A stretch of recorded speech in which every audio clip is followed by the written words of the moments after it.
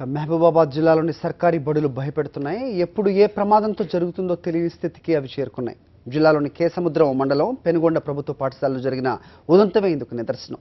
తరగతిలో చదువుతున్న సమయంలో ఒక్కసారిగా భూమి కుంగింది. దీంతో అక్కడే ఉన్న 9వ తరగతి విద్యార్థి కాలుపై బండరాళ్లు పడ్డాయి. దీంతో అతనికి గాయాలు కూడా అయ్యాయి. ఈ పరిస్థితిపై స్థానికులు ఆందోళన వ్యక్తం చేస్తున్నారు. కాగా ఫ్లోరింగ్ నిర్మాణంలో లోపాల వల్ల ఇలా జరిగిందా లేక భూమి కుంగిందా అన్న విషయం అర్థం కావటం లేదు. దీనిపై ప్రభుత్వం విచారణ జరిపించాలని స్థానికులు డిమాండ్ చేస్తున్నారు.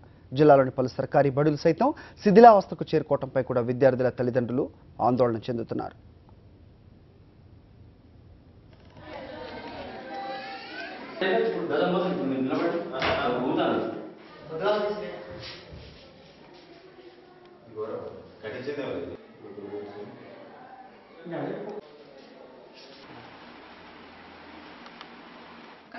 ఫస్ట్ రెండు బండలు ఉంటాయి కదా, పలిగి ఉన్నాయి. పక్క పెట్టినాం. సార్ చెప్పినా కానీ సార్ చూద్దాం అన్నాడు.